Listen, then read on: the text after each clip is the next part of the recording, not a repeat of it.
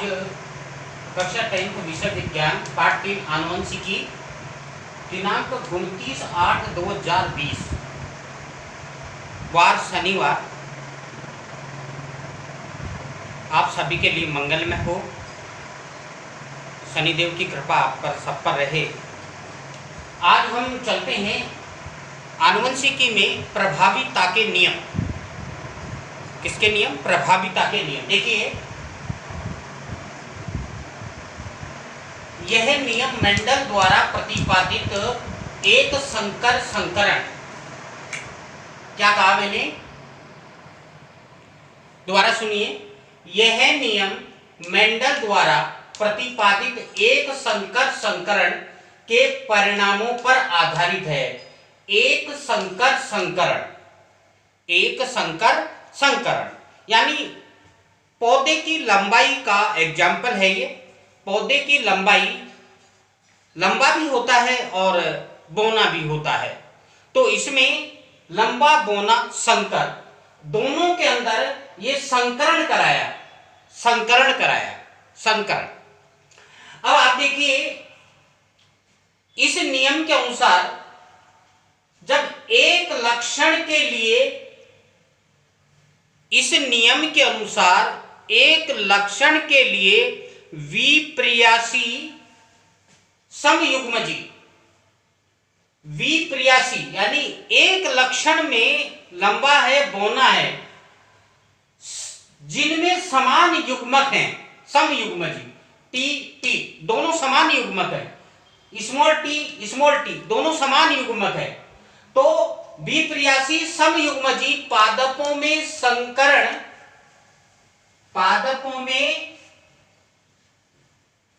संकरण कराया जाता है तो वह लक्षण जो F1PD में अपनी अभिव्यक्ति दर्शाता है प्रभावी कहलाता है।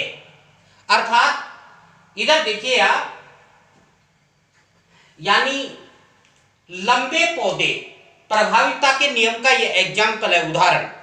लंबे पौधे यानी कैपिटल टी, एक जोड़ी लंबे पौधे, बीच में आपके गुणा का चिन्ह है, मल्टीप्लाई, यानी विज्ञान की भाषा में इसको हम कहते हैं संकरण, ठीक है ना? संकरण, क्रॉस का चिन्ह मतलब संकरण।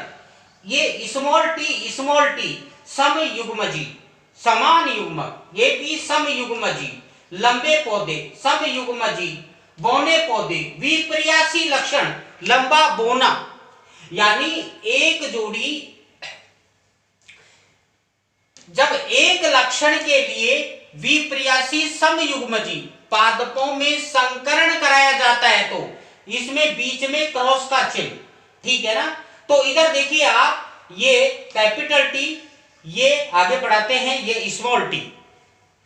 अब दोनों पौधे आपस में संकरण करेंगे तो प्रथम F1PD ये जो प्राप्त होगी इसको हम कहते हैं F1PD।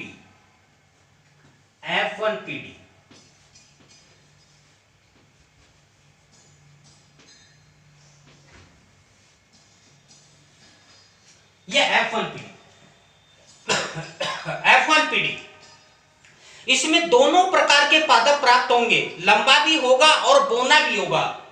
यानी लंबा बौना यानी संकर लंबे अपन इसको कह सकते हैं। लेकिन मेंडल क्या कह रहे हैं? वो कह रहे हैं जब एक लक्षण के लिए विप्रियासी समयुग्मजी पादपों में संकरण कराया जाता है तो वह लक्षण जो F1PD में अपनी अभिव्यक्ति दर्शाता है, वह लक्षण जो F1PD ये PD में अपनी अभिव्यक्ति दर्शाता है। जैसे इसमें लंबा पौधा है, बौना पौधा है। अब एक लंबे आदमी के सामने एक बौना आदमी खड़ा कर दिया जाए तो प्रभावी कौन होगा? लंबा होगा। जैसे काला और एक गोरा है, उसके सामने गोरा प्रभावी होगा। तो इस प्रकार से ये लंबा पौधा, बौना पौधा, लेकिन प्रभावी इसमें कैपिटल टी है, लंबा पौधा है। क्यों है? क्योंकि वह अपने लक्षणों की अभिव्यक्ति प्रथम F1PD में दर्शा रहा है। यानी प्रथम F1 पीढ़ी में लंबा पौधा अपनी अभिव्यक्ति दर्शा रहा है, इस कारण से प्रभावी लंबा होगा। अब बौना पौधा भी है, लेकिन बौना पौधा अपने लक्षणों की अभिव्यक्ति F1 पीढ़ी में दर्शा नहीं पा रहा है। लक्षण तो हैं लेकिन प्रकटीकरण नहीं कर पा रहा है, इस कारण से यह अप्रभावी है। इसी के आधार पर प्रभावी और अप्रभावी दोनों लक्षणों के आधार पर इस नियम को हम कहते हैं प्रभावीता का नियम। क्या कहेंगे? प्रभावीता का नियम। इसमें जैसे मैंने पहले बताया था आपको कि जैसे यह है जनक, जनक पी पेरेंट्स यानी जनक पीढ़ी, ये पीढ़ी कौन सी कहलाती है? संतति पीढ़ी।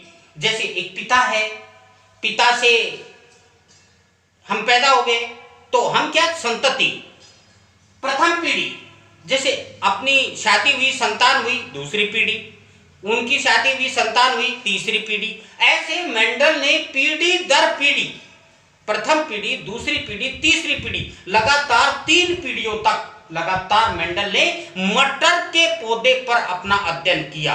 तो इस प्रकार से इसमें क्या है कि लंबा पौधा कैपिटल टी, बौना पौधा स्मॉल टी, जनक पीढ़ी है ये जनक पीढ़ी है। इसमें बीच में क्रॉस यानी संकरण कराया जाता है। एक जोड़ी समयुग्मजी लंबे पौधे, एक जोड़ी समयुग्मजी बौने पौधे, ये कैपिटल टी स्मॉल टी दोनों मिलेंगे तो capital T small T F1 पीढ़ी प्राप्त होगी।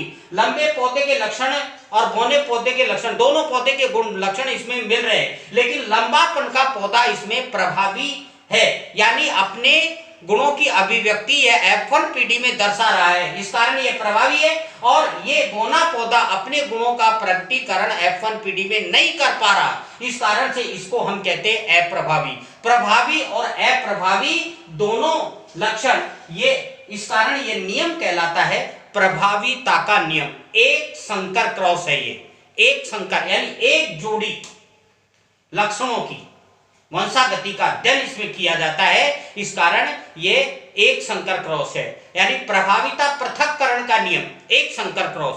और इसमें 2 जोड़ी लक्षणों की वंशागति का अध्ययन किया जाता है, वो द्विसंकर क्रॉस होता है, मैंने बताया था परिभाषा में। और वो द्विसंकर क्रॉस है, उसमें आता है स्वतंत्र अपव्यय का नियम।